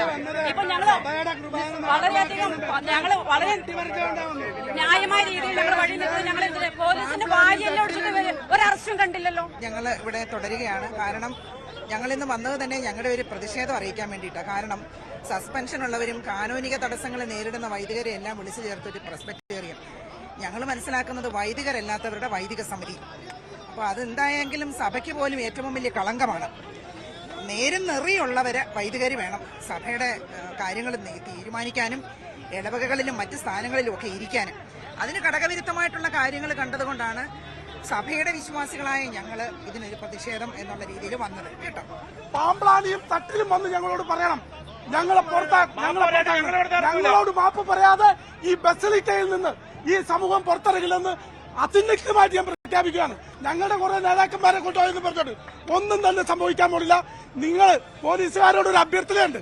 നിങ്ങൾ നന്നായി നിന്നാൽ നിങ്ങൾക്ക് നല്ലത്, ഇല്ല എങ്കിൽ ഇന്ന് ഇവിടെ രക്തക്കള ഒഴിക്കാനും ശരി, ഇവിടെ നിന്ന് ഒരെണ്ണം ഞങ്ങൾ പുറത്തു പോകില്ല. ഇത് ഞങ്ങൾ കൃത്യമായിട്ട് പറയുകയാണ്. ഞങ്ങളിവിടെ എന്തായിട്ട് ഞങ്ങൾ സമാധാനപരമായിട്ട് ഞങ്ങളിവിടെ പ്രതിഷേധിക്കുമായിരുന്നു. ഞങ്ങൾ പോലീസുകാരുടെ അടുത്ത് മിക്കട്ടേറിയോ പോലീസുകാരെ ഉപദ്രവിക്കുകയോ ഒന്നും ഞങ്ങൾ ചെയ്തിട്ടില്ല. ഈ കഴിഞ്ഞ പ്രാവശ്യം ഈ വിമതന്മാരുടെ വൈദികർ പോലീസുകാരെ വരെ നട്ടല്ലോ ഭാര്യയിൽ ഒടിച്ച ആൾക്കാർ ക്രിമിനൽസ് വരെ ഇപ്പൊ കയറിയേക്കുവാണ്. അപ്പൊ ഇവർക്കൊന്നും കാണുന്നില്ല. ഇവര് ഞങ്ങൾ എന്ത് തെറ്റ് ചെയ്തു? പ്രാമാണി പിതാവ് റാഫേൽ തട്ടിൽ പിതാവും വരാതെ ഞങ്ങൾ ഇവിടെ കിടന്ന് ഞങ്ങൾ ചത്താലും ഞങ്ങൾ ഇവിടെ ഇറങ്ങൂലേ? അനുവാദമില്ലാതെ, അതായത് സഭ വിലക്കുള്ളവരാണ് അവരെ നമ്മൾ ഒരു കാരണവശാലും ഈ വൈദിക സമിതിയോ അതുപോലെ തന്നെ കൊറോണ വികാരിമാരും സസ്പെൻഷനുള്ളവരാണ്. അവരെ ഒരു കാരണവശാലും നമ്മളിവിടെ കയറ്റാൻ സമ്മതിക്കത്തില്ല. ഞങ്ങളെ സംബന്ധിച്ചിടത്തോളം ഞങ്ങൾക്ക് ഒറ്റ ഡിമാൻഡേ ഉള്ളൂ. സഭയിൽ നിന്ന് സസ്പെൻഡ് ചെയ്തിട്ട് അച്ഛന്മാർ ഈ മീറ്റിംഗ് അറ്റൻഡ് ചെയ്യാൻ പാടില്ല. ഞങ്ങളെ ധിക്കരിച്ച് പിതാക്കന്മാരെ ഈ തെമ്മാടി കൂട്ടങ്ങളെ ഈ മീറ്റിംഗ് അറ്റൻഡ് ചെയ്യാൻ വേണ്ടി അലോ ചെയ്യുകയാണ്. ഒരു കാരണവശാലും സസ്പെൻഡ് ചെയ്യപ്പെട്ട അച്ഛന്മാരെ ഈ മീറ്റിംഗ് അറ്റൻഡ് ചെയ്യാൻ പാടില്ല. കാനൂനികമായിട്ട് ഈ മീറ്റിംഗ് തന്നെ തെറ്റാണ്. അത് ചെറുക്കാൻ വേണ്ടി തന്നെയാണ് വിശ്വാസികൾ ഞങ്ങൾ ഇത് നടപടിയുള്ള ഒരു വൈദികരെയും ഒരു കാരണവശാലും ഇത് വൈദിക സമിതിക്ക് പങ്കെടുപ്പിക്കില്ല. യഥാർത്ഥത്തിൽ ഈ വൈദിക സമിതി നിലനിൽക്കുന്നതല്ല. കാരണം മാർപ്പാപ്പ ആവശ്യപ്പെട്ടതുപോലെ സഭ തീരുമാനിച്ചതുപോലെ കുർബാന അർപ്പിക്കാത്ത ഒരു വ്യക്തികളും വൈദികരല്ല. വൈദികരല്ലാത്ത ആളുകളെ വെച്ച് എങ്ങനെ വൈദിക സമിതി ഉണ്ടാക്കും? ഒരു കാരണവശാലും ഗേറ്റ് അപ്പുറത്തേക്ക് ഒരു വൈദികരെ കടത്തിവിടാൻ പാടില്ലാത്ത ഇത് മേജർ ആർച്ച് ബിഷപ്പും പാമ്പ്ലാരി പിതാവ് ആവശ്യപ്പെട്ടതുപോലെ മാത്രമാണ് മറ്റു വൈദികരെ താൽക്കാലികമായി കടത്തിവിടാൻ തയ്യാറാവുന്നത്. എറണാകുളം ബിഷപ്പ് ഹൗസിന് മുന്നിൽ പ്രതിഷേധിച്ച വിശ്വാസികളെ പോലീസ് പിന്നീട് അറസ്റ്റ് ചെയ്ത് നീക്കി. ഡാനി ഇപ്പോൾ ചേരുന്നുണ്ട് വിവരങ്ങളുമായി. ഡാനി, ഈ വൈദിക സമിതി യോഗത്തിൽ സഭാ നടപടി നേരിട്ടവരുണ്ട്, കുർബാന വിലക്കുള്ളവരുണ്ട്. അവരൊക്കെ എത്തിയതാണോ വിശ്വാസികളെ പ്രകോപിപ്പിച്ചത്? മാത്രമല്ല, ഇതിനു മുൻപ് സഭാസ്ഥാനത്തിന് മുന്നിൽ വലിയ പ്രതിഷേധങ്ങളൊക്കെ അരങ്ങേറിയിട്ടും പോലീസ് അവർക്കെതിരെ യാതൊരു നടപടിയും വിശ്വാസികൾക്കെതിരെ സ്വീകരിച്ചിട്ടില്ലായിരുന്നു. പക്ഷേ ഇവിടെ ഒരു ഭാഗം വിശ്വാസികളെ പോലീസ് കയ്യേറ്റം ചെയ്യുന്നു, പോലീസ് അവരെ അറസ്റ്റ് ചെയ്ത് നീക്കുന്നു. എന്താണ് അത്തരമൊരു നടപടിയിലേക്ക് പോലീസ് കടക്കാനുള്ള സാഹചര്യം? മാത്രമല്ല, ഇപ്പോൾ സ്ഥിതി എങ്ങനെയാണ്? നിയന്ത്രണ വിധേയമാണോ?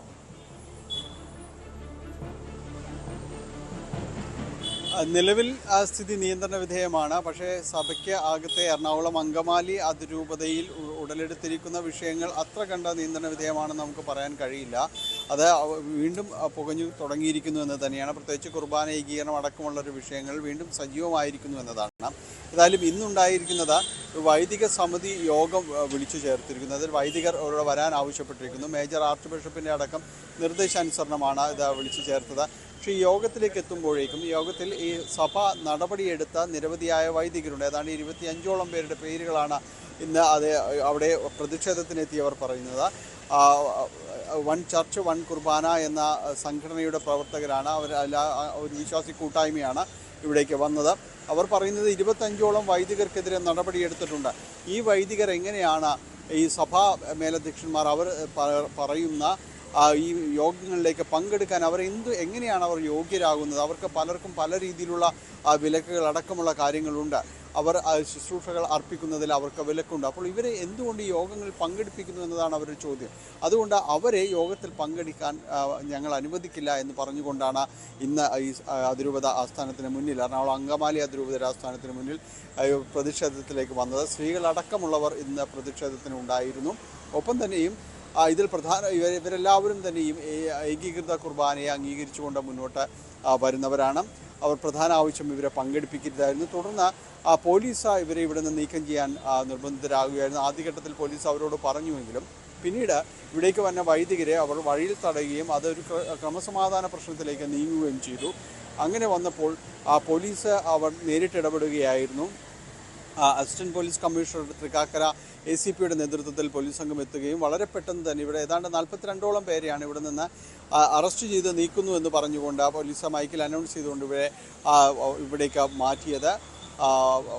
തുടർന്ന് മുളവുകാട് പോലീസ് സ്റ്റേഷനിലേക്ക് ഇവരെ കൊണ്ടുപോവുകയായിരുന്നു. അതിനുശേഷം അവിടെ കൂടിയിരുന്നവർ അവർ തന്നെ ബസിലിക്ക പള്ളി അങ്കണത്തിലേക്ക് അവർ നീങ്ങുകയും ചെയ്തു. അതിനകത്ത് പ്രാർത്ഥനാ യജ്ഞവുമായിട്ട് അവർ തുടരുകയാണ്. ഏതായാലും ഈ വിഷയങ്ങൾ വളരെ സജീവമായിട്ട് തന്നെ വീണ്ടും വരികയാണ്. അതോടൊപ്പം തന്നെയാണ് അങ്ങനെയാണെങ്കിൽ ഒരു സംഘർഷ സാധ്യത ഇപ്പോഴും നിലനിൽക്കുന്നുണ്ട് എന്ന് തന്നെയല്ല മനസ്സിലാക്കേണ്ടത്. കാരണം ഒരു ഭാഗം വിശ്വാസികൾ 40ഓളം വിശ്വാസികളെ അറസ്റ്റ് ചെയ്ത് നീക്കിയെങ്കിലും ഈ വിശ്വാസി സമൂഹത്തിലുള്ള ബാക്കിയുള്ള ആളുകൾ ഇന്ന് പ്രതിഷേധിക്കാനെത്തിയവർ തൊട്ട് സമീപത്തുള്ള ബിഷപ്പ് ഹൗസിന് തൊട്ട് സമീപത്തുള്ള ബസിലിക്കയിൽ പ്രാർത്ഥനാ യജ്ഞം നടത്തുന്നുണ്ട്. ഒരുപക്ഷെ ഈ വൈദിക സമിതി യോഗത്തിൽ മറിച്ചൊരു തീരുമാനമുണ്ടായാൽ വീണ്ടും വിശ്വാസികൾ തെരുവിലിറങ്ങി പ്രതിഷേധിക്കാനുള്ള സാധ്യതയുണ്ടോ? നിലവിൽ അങ്ങനെ തന്നെയാണ് സാധ്യതയുള്ളത്. പക്ഷേ അതിന് ഇന്നത്തെ സാധ്യത കുറച്ച് കുറവാണ്. കാരണം ഇന്ന് അവിടെ കൂടിയിരുന്ന വിശ്വാസികൾ പ്രാർത്ഥനാ യജ്ഞം ഉച്ചയോടടുത്തപ്പോൾ തന്നെ അത് പൂർത്തീകരിച്ചുകൊണ്ട് പ്രത്യേകിച്ച് ഈ യോഗമടക്കം നീണ്ടുപോകുന്ന കാര്യങ്ങൾ അതിലൊരു തീരുമാനം ഒരുപക്ഷെ വളരെ പെട്ടെന്ന് പുറത്തേക്ക് വരാനുള്ളൊരു സാധ്യത കുറവ് കൂടി കാണുന്നുണ്ട്. കാരണം അത് ഔദ്യോഗിക തലത്തിൽ സഭാതലത്തിൽ തന്നെ അത് വ്യക്തമാക്കേണ്ടതുണ്ട്. അപ്പോൾ അത്തരം കാര്യങ്ങളിൽ ഇനി കൂടിയാലോചനകൾക്ക് ശേഷം ഒരു പ്രതിഷേധമോ മറ്റു കാര്യങ്ങളുമായിട്ട് മുന്നോട്ട് പോകാമെന്ന രീതിയിൽ തന്നെ കുറച്ചു പേർ അവിടെ തുടരുന്നുണ്ട്. ഈ കാര്യത്തിൽ എന്താണ് തീരുമാനമെന്നത് സംബന്ധിച്ച ഈ സഭാ നേതൃത്വം പ്രഖ്യാപിക്കട്ടെ. ആ പ്രഖ്യാപനം അത് തങ്ങൾക്ക് കൂടി ഉതകുന്നതാണെങ്കിൽ മാത്രമേ അംഗീകരിക്കാനായിട്ട് സാധിക്കുകയുള്ളൂ. അല്ല എങ്കിൽ പ്രതിഷേധം തന്നെ തുടരുമെന്ന നിലപാടിൽ തന്നെയാണ് അവരുള്ളത്. അതുകൊണ്ട് ഇനി അങ്ങോട്ട് കുറച്ച് ദിവസങ്ങൾ എറണാകുളം അങ്കമാലി അതിരൂപതയിൽ ഈ വിഷയങ്ങളെ ചൊല്ലിയുള്ള സമരമുഖം സജീവമാകുമെന്ന് തന്നെയാണ് മനസ്സിലാക്കാൻ സാധിക്കുന്നത്. എന്തായാലും പോലീസ് ഇതിനു മുൻപില്ലാത്ത രീതിയിലുള്ള നടപടികൾ തന്നെയായിരുന്നു വളരെ പെട്ടെന്നുണ്ടായത്. അതിനെ വിശ്വാസികൾ കുറ്റപ്പെടുത്തുന്നത് സഭാ അധ്യക്ഷന്മാരെ തന്നെയാണ്. കാരണം അവരുടെ നിർദ്ദേശപ്രകാരം ഇല്ലാതെ ഈ രീതിയിൽ പോലീസ് ഇടപെടില്ല എന്നാണ് അവർ കുറ്റപ്പെടുത്തുകയും ചെയ്യുന്നത്. അതുകൊണ്ട് ഇപ്പോഴുള്ള ഒരു വിഷയം ഈ പുതിയ ഒരു സംഘടന രൂപീകരിച്ചിരിക്കുന്ന അവരെ വളരെ ഏകകണ്ഠമായിട്ട് ആവശ്യപ്പെടുന്നത് കുർബാന ഏകീകരണം നടപ്പിലാക്കണം. അതിന് യാതൊരു തടസ്സവും നിൽക്കാൻ ആരെയും അനുവദിക്കരുത് എന്ന രീതിയിൽ തന്നെ അവർ മുന്നോട്ട് പോകുമ്പോൾ ആ തീരുമാനം നടപ്പാക്കാൻ ഇനി ഈ സഭാ അധ്യക്ഷന്മാർ എങ്ങനെയാണ് നടപടികൾ കൈക്കൊള്ളേണ്ടത് എന്നതാണ് അറിയേണ്ടത്. മറുഭാഗത്തും ഇതുപോലെ ജനാഭിമുഖ കുർബാന മതി എന്ന രീതിയിൽ എറണാകുളം അങ്കമാലി അതിരൂപതയിൽ ഒരു കൂട്ടം പേർ വാശി പിടിക്കുമ്പോൾ ഇത് അത്ര പെട്ടെന്നൊന്നും ഒരു സമവായത്തിലേക്ക് നീങ്ങാൻ കഴിയുമോ എന്ന കാര്യത്തിൽ സംശയമാണ്. ടോം. വ്യക്തമാണ്. കൊച്ചിയിൽ നിന്ന് ഡാനി പോളാണ് വിവരങ്ങൾ നൽകിയത്. ഹൈക്കോടതി അഭിഭാഷകൻ പ്രതിയായ പോക്സോ കേസിൽ പത്തനംതിട്ട ജില്ലാ പോലീസ് മേധാവിക്കെതിരെ പരാതി നൽകാൻ ഒരുങ്ങി CWC. Konni DYSP Rajappan Ravuthar, SHO Sreejith എന്നിവരെ സസ്പെൻഡ് ചെയ്തുകൊണ്ടുള്ള ഉത്തരവിൽ കേസിൽ CWC അട്ടിമറി നടത്തിയെന്ന് പരാമർശമുണ്ട്. ഇതിനെതിരെയാണ് മുഖ്യമന്ത്രിക്ക് പരാതി നൽകാൻ ഒരുങ്ങുന്നത്. പ്രതികൾ അതിജീവിതയെ സ്വാധീനിക്കാൻ CWC ഓഫീസിൽ എത്തിയെന്നാണ് ആഭ്യന്തര വകുപ്പിന്റെ കണ്ടെത്തൽ. എന്നാൽ ഈ വിവരം സൂചിപ്പിച്ചുകൊണ്ട് അന്ന് തന്നെ ജില്ലാ പോലീസ് മേധാവിക്ക് പരാതി നൽകിയിരുന്നുവെന്നാണ് CWC അധികൃതർ പറയുന്നത്. ശശിനാരായണൻ ചേരുന്നുണ്ട് വിവരങ്ങളുമായി.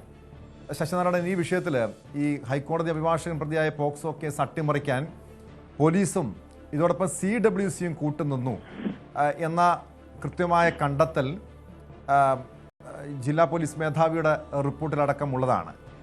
ഇപ്പോൾ CWC പക്ഷേ അതിനെ പൂർണ്ണമായും തള്ളിക്കളയുന്നു. എന്താണ് അവർ പറയുന്ന വിശദീകരണം? ഈ കേസ് സംഭവവുമായി ബന്ധപ്പെട്ട അവരുടെ നിലപാട് എന്താണ്? ടോം, നിലവിലെ CWC പോലീസിന്റെ ആഭ്യന്തര വകുപ്പിന്റെ റിപ്പോർട്ടർ, അതായത് ഇത് സംബന്ധിച്ച് ഈ ഉദ്യോഗസ്ഥരെ സസ്പെൻഡ് ചെയ്ത രണ്ടുപേരെ പോലീസ് ഉദ്യോഗസ്ഥരായ DSP രാജപ്പൻ റാവുത്തറയും ഒപ്പം കോന്നി CI അസീത്തിനെയും സസ്പെൻഡ് ചെയ്തുള്ള ഉത്തരവിലാണ് CWCക്കെതിരെ ഗുരുതരമായ ഒരു ആരോപണം കൂടി ആ റിപ്പോർട്ടിലുള്ളത്. അത് പ്രധാനമായും പറയുന്നത് ഈ ജീവിതവുമായി ബന്ധപ്പെട്ട ആ കേസ് ഒതുക്കി തീർക്കാൻ വേണ്ടി CWC ശ്രമിച്ചിരുന്നു. അതിന്റെ ഭാഗമായി ഈ പ്രതിയായ ഒന്നാം പ്രതിയായ അഭിഭാഷകൻ, ഹൈക്കോടതി അഭിഭാഷകൻ നൌഷാദ് തോട്ടത്തിലും ഒപ്പം രണ്ടാം പ്രതിയും ചേർന്ന് CWC ചെയർമാനെ നേരിട്ട് കാണാൻ ചെന്നു എന്നുള്ള കാര്യം കൂടി ഈ റിപ്പോർട്ടിൽ പരാമർശിക്കുന്നു. അത്തരത്തിൽ കേസ് ഒത്തുതീർക്കാനുള്ള ശ്രമം CWCയും പോലീസും ചേർന്ന് നടത്തി എന്നുള്ള ഉള്ളൊരു പരാമർശമാണ് ഈ സസ്പെൻഡ് ചെയ്ത ഉത്തരവുമായി ബന്ധപ്പെട്ട് ഉണ്ടായിട്ടുള്ളത്. അത് തീർത്തും ഒരു തരത്തിലും അംഗീകരിക്കാൻ കഴിയില്ല. കാരണം അത് ഈ CWCയെ പ്രതിക്കൂട്ടി നിർത്തുന്ന ഒരു കാര്യമാണെന്ന രീതിയിലാണ് ഇപ്പോൾ CWC രംഗത്ത് വന്നിട്ടുള്ളത്. അതിനെതിരെ മുഖ്യമന്ത്രിക്കെതിരെ പരാതി നൽകുമെന്നാണ് പറഞ്ഞിട്ടുള്ളത്. അത് കാരണമായി പറയുന്നത് അതിജീവിത കേസുമായി ബന്ധപ്പെട്ട് ആദ്യം തന്നെ രംഗത്തെത്തിയത് CWC ആണ്. ഇത്തരം കേസ് അന്വേഷിക്കുന്നതുമായി ബന്ധപ്പെട്ട് SP-ക്ക് നേരിട്ട് പരാതി നൽകുകയും ചെയ്തു. ആ കേസിൽ കാലതാമസം വരുത്തിയത് SP-ക്ക് പരാതി നൽകിയതിനു ശേഷം 3 മാസത്തിന് ശേഷമാണ് കോന്നി പോലീസ് ഇത് സംബന്ധിച്ച കേസെടുക്കാൻ തയ്യാറായത്. അത് പ്രതി നൌഷാദ് തോട്ടത്തിങ്കൽ എന്ന് പറയുന്ന അഡ്വക്കേറ്റ് നൌഷാദ് തോട്ടത്തിങ്കൽ മുൻ UDF ഗവൺമെന്റിന്റെ കാലത്ത് ഗവൺമെന്റ് ലീഡറാണ്, രാഷ്ട്രീയ സ്വാധീനമുള്ള വ്യക്തിയാണ്. അതുകൊണ്ട് പോലീസിനെ സ്വാധീനിക്കാൻ നൌഷാദ് തോട്ടത്തിങ്കൽ ശ്രമിച്ചു. ആ കാര്യങ്ങളെല്ലാം ചൂണ്ടിക്കാട്ടി CWC ചെയർമാൻ അടക്കമുള്ള ആളുകൾ SP-ക്ക് പരാതി നൽകിയിരുന്നു. ഈ പരാതിയെല്ലാം അവഗണിച്ചുകൊണ്ടാണ് പോലീസിന്റെ റിപ്പോർട്ട് വന്നിട്ടുള്ളത്. തങ്ങളോട് വിശദീകരണം ചോദിക്കാതാണ് ആഭ്യന്തര വകുപ്പ് റിപ്പോർട്ട് പുറത്തിറക്കിയിട്ടുള്ളത് എന്നുള്ളതാണ് CWCയുടെ ആരോപണം. തീർത്തും അതിജീവിതയ്ക്ക് വേണ്ടിയുള്ള എല്ലാ കാര്യങ്ങളും ചെയ്തിട്ടുള്ളത് CWC ആണ്. 17 വയസ്സുകാരിയെ പെൺകുട്ടിയെ പിന്നീട് ഈ പീഡന കേസ് പുറത്തു വന്ന സമയം മുതൽ സംരക്ഷിക്കുകയും കേസുമായി മുന്നോട്ട് പോകാനുള്ള നടപടികളെല്ലാം സ്വീകരിക്കുകയും ചെയ്തു. പക്ഷേ ഇതെല്ലാം പാടെ അവഗണിക്കുന്ന രീതിയിൽ പോലീസിനെയും DYSP കേസ് എടുക്കാതിരുന്ന DYSPയും ഒപ്പം CIയും കൂട്ടിച്ചേർത്തുകൊണ്ട് CWCയും ഈ കേസിൽ ഉൾപ്പെടുത്തിക്കൊണ്ടുള്ള റിപ്പോർട്ടാണ് പുറത്തു വന്നത്. അതിനെതിരെയാണ് ഇപ്പോൾ CWC രംഗത്ത് വന്നിട്ടുള്ളത്. തീർത്തും ഇത് ഒരു തരത്തിലും അംഗീകരിക്കാൻ കഴിയില്ല എന്ന രീതിയിലാണ് ഈ റിപ്പോർട്ടിലുള്ള പരാമർശം തള്ളിക്കൊണ്ട് CWC ഇപ്പോൾ രംഗത്ത് വന്നിട്ടുള്ളത്. എന്തായാലും മുഖ്യമന്ത്രിക്ക് ഇത് സംബന്ധിച്ചുള്ള പരാതി നൽകാനും തീരുമാനിച്ചിട്ടുണ്ട്. രേഖകളെല്ലാം തങ്ങളുടെ പക്കലുണ്ട്. പോലീസിന്റെ ഇത്തരമുള്ള നടപടിക്കെതിരെ ശക്തമായ നടപടി സ്വീകരിക്കണമെന്നാവശ്യപ്പെട്ട് CWC രംഗത്ത് പോക്സോ കേസ് അട്ടിമറിക്കാൻ CWC കൂട്ടുനിന്നു എന്ന ആക്ഷേപത്തിലാണ് CWC വിശദീകരണവുമായി രംഗത്തെത്തിയിരിക്കുന്നത്. സ്പോട്ട് ലൈവ് തുടരുന്നു. എറണാകുളം പിറവം ഓണക്കൂറിലെ +2 വിദ്യാർത്ഥി അർജുൻ രഘുവിനെ ഇനിയും കണ്ടെത്താനായില്ല. 4 ദിവസമായി വിദ്യാർത്ഥിക്കായി തിരച്ചിൽ നടക്കുന്നുണ്ട്. അർജുൻ ഉപയോഗിച്ചിരുന്ന അമ്മയുടെ ഫോൺ പോലീസ് പരിശോധിക്കും. അർജുൻ രഘു വീട്ടിൽ നിന്നിറങ്ങി മറ്റൊരു സ്ഥലത്ത് യൂണിഫോം മാറുന്ന ദൃശ്യങ്ങളാണ് പോലീസിന് അവസാനമായി ലഭിച്ചത്. കുട്ടിയെ കണ്ടുവെന്ന് അറിയിച്ച് പലയിടങ്ങളിൽ നിന്നും ഫോൺ കോളുകൾ എത്തുന്നുണ്ടെങ്കിലും പോലീസ് അന്വേഷണത്തിൽ ഇത് വ്യാജമാണെന്ന് കണ്ടെത്തി. വിവരങ്ങളുമായി നവമി ദിനേശ് ചേരുന്നുണ്ട്. നവമി, ഈ വിദ്യാർത്ഥിയുടെ തിരോധാനത്തിൽ പല രീതിയിലുള്ള ദുരൂഹതകളുണ്ട്. പക്ഷേ ഒരാശ്വാസകരമായിട്ടുള്ള കാര്യം വിദ്യാർത്ഥി സ്വമേധയാ വീട് വിട്ട് ഇറങ്ങിപ്പോയതാണ്. അങ്ങനെയെങ്കിൽ ഇവിടെ തന്നെ ഉണ്ടാകാൻ, അതായത് സമീപ ജില്ലകളിൽ അല്ലെങ്കിൽ കേരളത്തിലൊക്കെ ഉണ്ടാകാനുള്ള സാധ്യതയുണ്ട്. പോലീസിൻ്റെ ഒരു നിഗമനം എന്താണ്? എങ്ങനെയാണ് അന്വേഷണം നടക്കുന്നത്?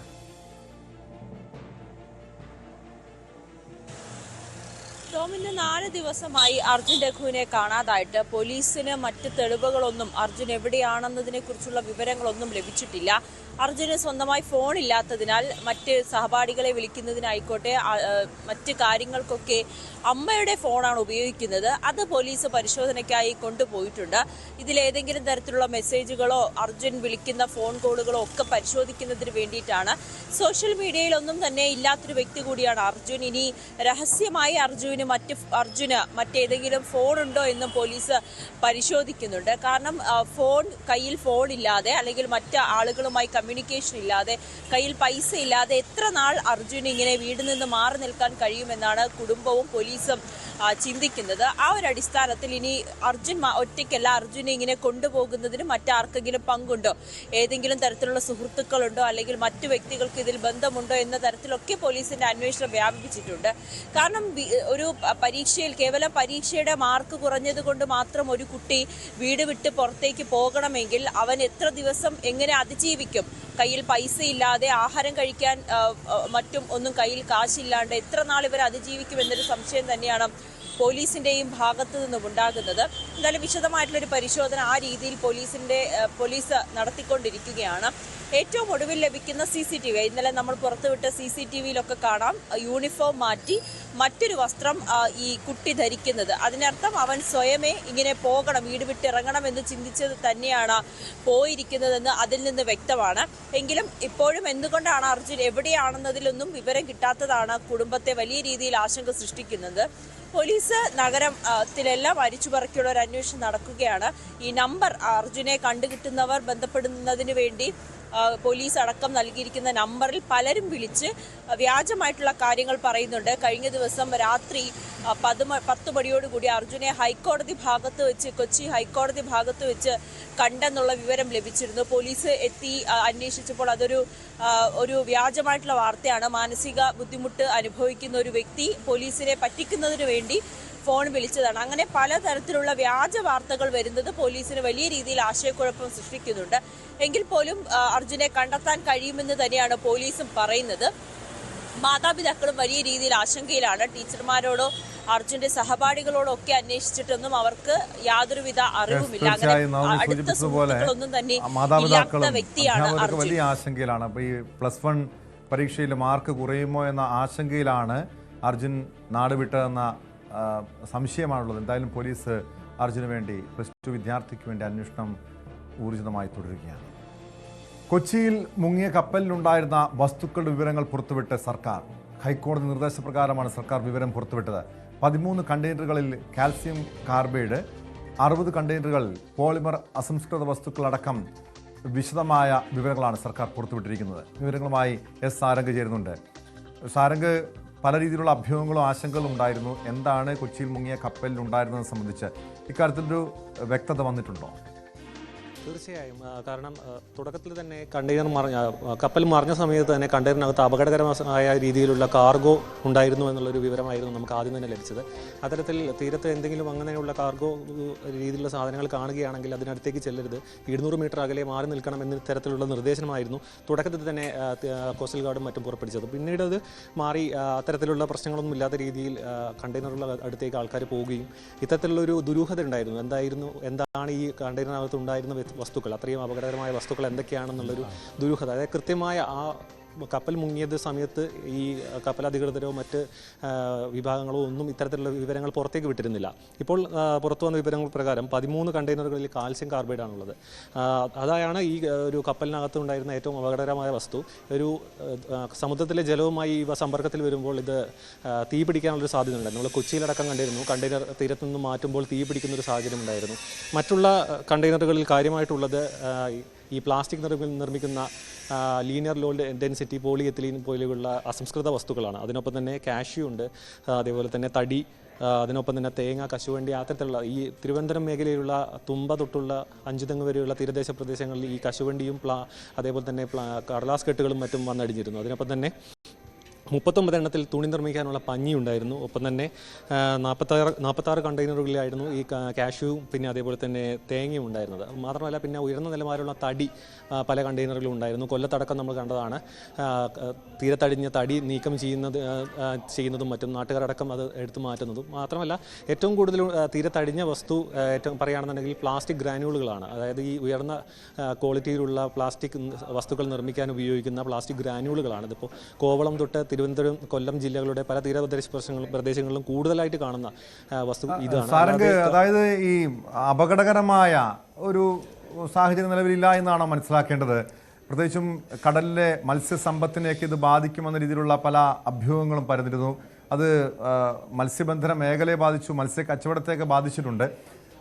അങ്ങനെ ഒരു ആശങ്കയ്ക്ക് യാതൊരുവിധ ഒരു സാധ്യതയുമില്ല, ഒരു കഴമ്പുമില്ല എന്ന് തന്നെയാണോ സർക്കാർ വ്യക്തമാക്കുന്നത്? നിലവിൽ പുറത്തുവിട്ട കണക്കുകൾ പ്രകാരം പറയുകയാണെന്നുണ്ടെങ്കിൽ അത്തരത്തിലൊരു ഭീഷണി നിലവിൽ നിലനിൽക്കുന്നില്ല. പക്ഷേ തീരത്തടിഞ്ഞിട്ടുള്ള പ്ലാസ്റ്റിക് ഗ്രാനുകളുകൾ കൃത്യമായ രീതിയിൽ നീക്കം ചെയ്തില്ല എങ്കിൽ കാലക്രമേണ അത് മൈക്രോ പ്ലാസ്റ്റിക്കും നാനോ പ്ലാസ്റ്റിക്കുമായി മാറി അത് കടലിൽ ലയിക്കാനുള്ള സാധ്യത മുൻകൂട്ടി കാണുന്നുണ്ട്. അത്തരത്തിൽ ആ നീക്കം ചെയ്തില്ല എങ്കിൽ ദൂരവ്യാപകമായിട്ടുള്ള പാരിസ്ഥിതിക ആഘാതം ഉണ്ടാകാൻ സാധ്യതയുണ്ട്. അല്ലാത്ത പക്ഷം ഈ 13 കണ്ടെയ്നറുകളിൽ കാൽസ്യം കാർബൈഡ് ഉള്ളതിൽ 8 എണ്ണം കപ്പലിനകത്തുള്ള സുരക്ഷിതമായ അറയിലാണ്. അത് പുറത്തേക്ക് വന്നിട്ടില്ല, സീൽഡ് ആണ് എന്ന തരത്തിലുള്ള വിവരമാണ് മനസ്സിലാക്കാൻ കഴിയുന്നത്. അതല്ലാതെ ഒരു ഭീഷണി ഉയർത്തുന്ന ഘടകങ്ങളൊന്നും തന്നെ ഇപ്പം നിലവിലെ പുറത്തു വന്ന കണക്കുകൾ പ്രകാരം ഒന്നും തന്നെ ഇല്ല. അല്ലാത്ത പക്ഷം മത്സ്യസമ്പത്തിനോ മറ്റ് സമുദ്രത്തിലെ മറ്റ് ജീവജാലങ്ങൾക്കോ ഭീഷണി ഉണ്ടാക്കുന്ന തരത്തിലുള്ള കാർഗോകളൊന്നും തന്നെ ഈ കപ്പലിൽ നിന്നും പുറത്തേക്ക് വന്നിട്ടില്ല എന്നാണ് നിലവിലെ കണക്കുകൾ നമുക്ക് മുന്നിലേക്ക് വരുന്നത്. അല്ലാത്ത പക്ഷം ഈ പ്ലാസ്റ്റിക് ഗ്രാനുകളുകളാണ് നിലവിൽ പാരിസ്ഥിതിക പ്രശ്നങ്ങൾ ഇനി ദൂരവ്യാപകമായി ഉണ്ടാക്കാൻ സാധ്യതയുള്ളത്. കാരണം വളരെ 5 mm തിക്നെസ് ഉള്ള ചെറിയ രീതിയിലുള്ള പ്ലാസ്റ്റിക് ഗ്രാനുകളുകളാണ് കിലോമീറ്ററുകളോളം തീരത്തടിഞ്ഞിരിക്കുന്നത്. അത് കൃത്യമായി നീക്കം ചെയ്യുന്നതാണ് ഇനിയിപ്പോൾ സർക്കാരിൻ്റെ മുന്നിലുള്ള പ്രധാന വെല്ലുവിളി.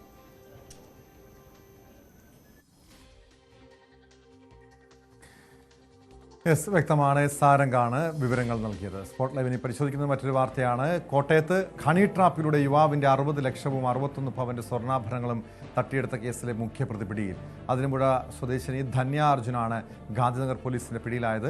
കഴിഞ്ഞ ഏപ്രിൽ 3-ന് ഗാന്ധിനഗർ പോലീസ് രജിസ്റ്റർ ചെയ്ത കേസിൽ അലൻ തോമസ്, ധന്യയുടെ ഭർത്താവ് അർജുൻ എന്നിവരാണ് മറ്റു പ്രതികൾ. ഇവർ ഒളിവിലാണ്. ഗർഭിണിയാണെന്ന പരിഗണനയിൽ കോടതി ധന്യയെ ജാമ്യത്തിൽ വിട്ടയച്ചു.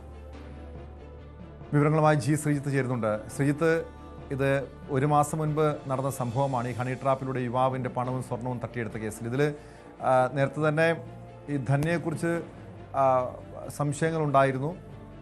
ഈ കേസിൽ ധന്യയുടെ പങ്ക് എത്രത്തോളം ഉണ്ട്? ഈ 3 പേർക്ക് മാത്രമാണ് ഈ കേസിൽ പങ്കുള്ളത്. ടോം, ഇത് ഏതാണ്ട് 2022 മാർച്ച് മാസം മുതൽ 2024 ഡിസംബർ വരെ നടന്നൊരു കുറ്റകൃത്യമാണ്. അതിലാണ് പിന്നീട് പരാതി ഉണ്ടാകുകയും അതിൽ കേസ് രജിസ്റ്റർ ചെയ്ത് ഇപ്പോൾ ഒരു അന്വേഷണത്തിലേക്ക് കാര്യങ്ങൾ പോവുകയും ചെയ്തിട്ടുള്ളത്. അതായത് ഈ ധന്യയുടെ വീടിന് സമീപം താമസിച്ച ഒരു യുവാവുമായി ഇവർ അടുപ്പം സ്ഥാപിക്കുന്നു. പിന്നീട് ഇയാളും ഒന്നിച്ചിട്ടുള്ള നഗ്ന ചിത്രങ്ങൾ എടുക്കുകയാണ് ഈ ധന്യ ചെയ്തത്. ഇതൊരു ആസൂത്രിതമാണെന്ന് പോലീസ് കണ്ടെത്തുകയായിരുന്നു. ഈ ഭർത്താവിനും ഒപ്പം തന്നെ മറ്റൊരാൾക്കും ഇതിൽ പങ്കുണ്ട് എന്ന് കണ്ടെത്തുകയായിരുന്നു. അതായത് ഏതാണ്ട് 60 ലക്ഷം രൂപയും 61 പവനുമാണ് ഈ പ്രതി തട്ടിയെടുത്തു എന്നാണ് വിവരം. നിലവിൽ ഈ പ്രതി ജാമ്യത്തിലാണ്. കോടതിയിൽ ഹാജരാക്കി, ഇന്നലെ തന്നെ കോടതിയിൽ ഹാജരാക്കിയിരുന്നു. ജാമ്യം നൽകുകയും ചെയ്തിരുന്നു. ഈ മുൻകൂർ ജാമ്യാപേക്ഷ ഈ പ്രതി നേരത്തെ സമർപ്പിച്ചിരുന്നു ഹൈക്കോടതിയിൽ. പക്ഷേ പോലീസിൽ കീഴടങ്ങി കേസ് അന്വേഷണത്തെ നേരിടാനുള്ള നിർദ്ദേശമാണ് ഈ കേസുമായി ബന്ധപ്പെട്ട് നൽകിയിട്ടുള്ളത്. ടോം, ഇതില് ശ്രദ്ധിക്കേണ്ട മറ്റൊരു കാര്യം, ഈ ഗാന്ധിനഗർ പോലീസ് സ്റ്റേഷനിലെ PRO ഏതാണ്ട് 1 മാസം മുൻപ് ഒരു വിജിലൻസ് കേസിൽ പിടിക്കപ്പെടുന്ന സാഹചര്യമുണ്ട്. ആ കേസിലെ പരാതിക്കാരിയായിരുന്നു ഈ ധന്യ എന്നുള്ളതാണ് ഏറ്റവും ശ്രദ്ധേയമായിട്ടുള്ള കാര്യം. അതായത് ഈ PROവുമായി അടുപ്പം സ്ഥാപിക്കുന്നു, പലതരത്തിലുള്ള ചാറ്റുകൾ നടത്തുന്നു. പക്ഷെ ഈ ധന്യ നൽകിയ ചില കേസുകൾ ഇയാൾ വലിച്ചിഴയ്ക്കുന്നു എന്നുള്ളതായിരുന്നു ധന്യയുടെ ആരോപണം. ഇതിനെ തുടർന്ന് ഇയാൾ മദ്യം കുപ്പി വേണമെന്ന് ആവശ്യപ്പെട്ടു എന്നുള്ളതായിരുന്നു പരാതി. അത് നൽകാൻ ഒരു ഹോട്ടലിലെത്തിയപ്പോൾ അവിടെ വെച്ച് വിജിലൻസ് സംഘം അയാളെ പിടികൂടുകയായിരുന്നു. അങ്ങനെ ഈ കേസിനൊരു രണ്ട് വശമുണ്ട്, രണ്ട് ഭാഗമുണ്ട്. ഒരു കേസിൽ ധന്യ പരാതിക്കാരിയാണ്. ഇത് അതിനു മുൻപ് നടന്നൊരു കേസിൽ 2022 മുതൽ 24 വരെ നടന്ന കേസിൽ ധന്യ പ്രതിയുമാണ് എന്നുള്ളതാണ്. എന്തായാലും ധന്യ ഗർഭിണി ആയതുകൊണ്ട് തന്നെ കോടതിയിൽ ഹാജരാക്കിയെങ്കിലും അവർക്ക് ജാമ്യം ലഭിച്ചു. തീർച്ചയായും ശ്രീജിത്ത്, ഇത് അങ്ങനെയാണെങ്കിൽ ധന്യ ഭർത്താവും സുഹൃത്തിനോടൊപ്പം ചേർന്ന് പതിവായി ഇങ്ങനെ തട്ടിപ്പ് നടത്തുന്ന ഒരു വ്യക്തിയാണെന്നല്ലേ മനസ്സിലാക്കേണ്ടത്? ഇതിനു മുൻപ് ഏതെങ്കിലും ഹണി ട്രാപ്പ് കേസുകളിൽ ഇവർ ഉൾപ്പെട്ടിട്ടുണ്ടോ ശ്രീജിത്ത്? ടോം, അങ്ങനെ ഒരു വിവരമില്ല. പോലീസ് മറ്റേതെങ്കിലും ഒരു കേസ് രജിസ്റ്റർ ചെയ്തിട്ടുമില്ല. ഒരുപക്ഷെ ഈ ഹണി ട്രാപ്പ് കേസുകളുടെ ഒരു പ്രശ്നം ഇത് പലരും പരാതി കൊടുക്കില്ല എന്നുള്ളതാണ്. ഈ അർജുൻ ഗോപി എന്നാണ് ധന്യയുടെ ഭർത്താവിന്റെ പേര്, മറ്റൊന്ന് അലൻ തോമസ്. ഇവർ രണ്ടുപേരും ചേർന്ന പ്രതികളാണ്. ഇവർ ഒളിവിലാണ്. എന്തായാലും ഈ കേസിൽ ഹൈക്കോടതിയുടെ ജാമ്യാപേക്ഷ തള്ളിയതാണ് ഇതിൽ വളരെ മുൻകൂർ ജാമ്യാപേക്ഷ തള്ളിയതാണ് ഇതിൽ നിർണായകമായത്. ഈ സംഭവങ്ങൾ അടക്കമുള്ള വിജിലൻസ് കേസ് അടക്കമുള്ള കാര്യങ്ങളൊക്കെ ചൂണ്ടിക്കാണിച്ചുകൊണ്ടാണ് ഈ ഒരു സംഭവം നടക്കുന്നത്. നേരത്തെയും ഇത്തരം നീക്കങ്ങൾ നടന്നിട്ടുള്ളതായുള്ള വിവരം എന്നുള്ളത് ഈ നേരത്തെ പറഞ്ഞ പോലീസുകാരനെതിരായ വിവരമാണ്. ഈ വിവരം ഉള്ളപ്പോൾ തന്നെയാണ് ധന്യയെ കുറിച്ച് അന്വേഷിച്ചപ്പോഴാണ് ഇങ്ങനൊരു സംഭവം കൂടി ഉണ്ടെന്നറിയുകയും പോലീസ് ഇതിലെ പരാതിക്കാരൻ പരാതി നൽകുന്ന സാഹചര്യമൊക്കെ ഉണ്ടായത്. ആ ഘട്ടത്തിലാണ് ധന്യക്കെതിരെ അന്വേഷണം പ്രഖ്യാപിച്ചത്. പക്ഷേ പിന്നീട് മുൻകൂർ ജാമ്യാപേക്ഷയ്ക്ക് നൽകിയതോടുകൂടി പോലീസ് പിന്നീട് നേരിട്ട് അറസ്റ്റിലേക്ക് കടന്നിരുന്നില്ല. എന്തായാലും ഇപ്പോൾ അറസ്റ്റ് ചെയ്തിരിക്കുന്നു. പക്ഷെ അപ്പോഴും ധന്യയ്ക്ക് ഒരു ആനുകൂല്യം, ഗർഭിണി എന്ന ആനുകൂല്യം ലഭിക്കുകയാണ്. ഒരു ദിവസം പോലും ജയിലിൽ കിടക്കേണ്ടി വരുന്ന സാഹചര്യം ഉണ്ടായിട്ടില്ല എന്നുള്ളതാണ്. ടോം. യെസ്, വ്യക്തമാണ്. ജി ശ്രീജിത്താണ് വിവരങ്ങൾ നൽകിയത്. കോട്ടയത്ത് ഹണി ട്രാപ്പിലൂടെ യുവാവിൻ്റെ 60 ലക്ഷം രൂപയും 61 പവൻ സ്വർണ്ണാഭരണങ്ങളും തട്ടിയെടുത്ത കേസിലാണ് യുവതി പിടിയിലായിരിക്കുന്നത്. സ്പോട്ട് ലൈവ് പൂർണ്ണമാകുന്നു. നമസ്കാരം.